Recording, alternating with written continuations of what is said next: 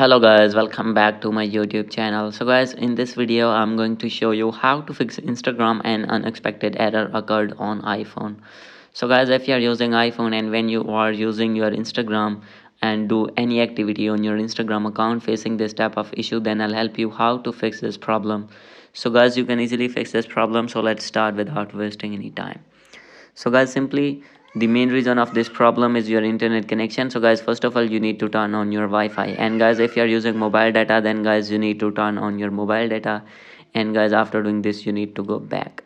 And guys, second step, maybe this problem is in your network. So guys, simply you need to click on general, and guys you need to click on transfer and reset iPhone, click on reset and click on reset network settings. So guys, by doing reset network settings your problem will be fixed.